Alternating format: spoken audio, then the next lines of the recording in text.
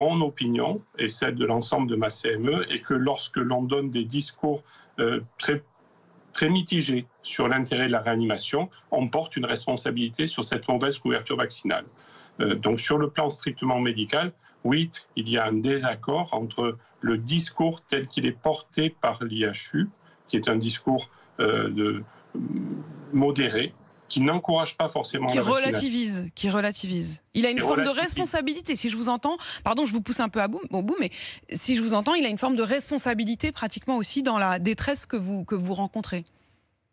Il y a une forme de responsabilité parce que le discours n'est pas adapté à l'endroit où il est fait. Je vous explique.